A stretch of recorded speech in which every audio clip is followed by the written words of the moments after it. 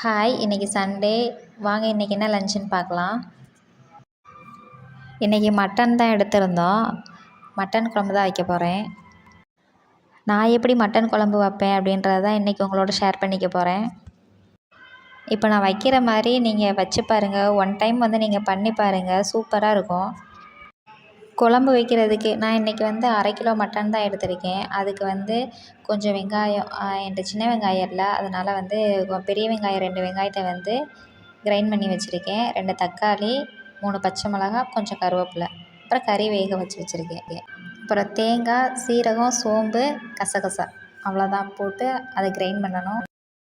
பட்டை, கிராம்பு, ஏலக்காய் அதெல்லாம் போட்டதுக்கப்புறம் லைட்டாக செவந்து வந்ததுக்கப்புறம் நம்ம அரைச்சி வச்சுருந்த வெங்காயத்தை அதில் போட்டு நல்லா ப்ரௌன் ஆகிற வரைக்கும் அதை வதக்கி விட்டுக்கிட்டே இருக்கணும்.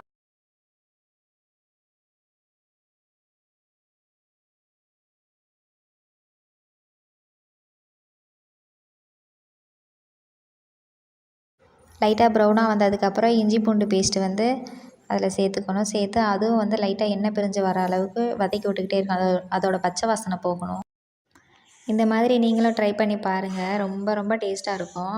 நீங்கள் ட்ரை பண்ணி பார்த்துட்டு குழம்பு எப்படி இருக்குது அப்படின்னு சொல்லிவிட்டு எனக்கு கமெண்ட் பண்ணுங்கள்.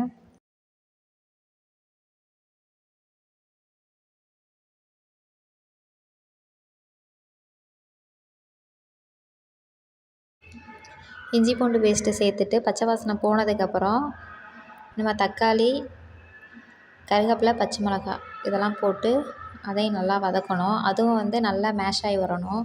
அதுவும் எண்ணெய் பிரிஞ்சு வரணும்.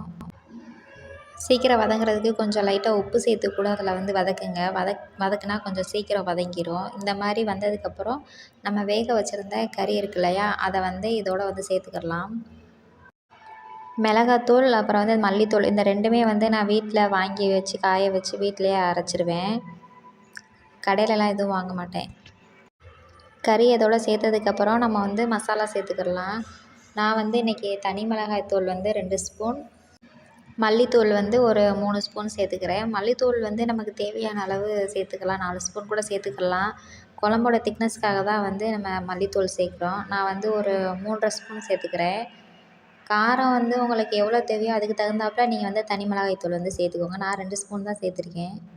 அப்புறம் லாஸ்ட்டாக தேங்காய் நம்ம அரைச்சி வச்சோம் இல்லையா, தேங்காய், ஜீரகம், சோம்பு, கசகசா இது எல்லாம் இந்த அரைச்ச பேஸ்ட்டை அதோட அந்த குழம்போட சேர்த்து ஒரு கிண்டி நமக்கு உப்பு உரப்பு தேவை பார்த்துட்டு அப்படியே மூடி போட்டு கொதிக்க வச்சுருங்க. நான் தேங்காய் கொஞ்சம் அதிகமாக போட்டேன். நீங்கள் செய்கிறா இருந்தால் தேங்காய் கொஞ்சம் கம்மி பண்ணிக்கோங்க.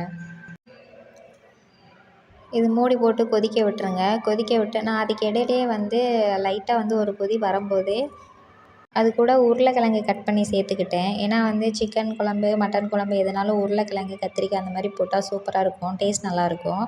அதனால நான் உருளைக்கிழங்கு மட்டும் போட்டிருக்கேன். ஃபைனலாக குழம்பு ரெடி ஆயிடுச்சு. அதில் கொஞ்சமாக கொத்தமல்லி கட் பண்ணி போட்டு குழம்பு இறக்கிடுங்க. அவ்வளோதான், குழம்பு ரெடி ஆயிடுச்சு. என் ஹஸ்பண்ட் காலையில் டிஃபன் மட்டும் சாப்பிட்டு ஒர்க் போயிட்டாங்க.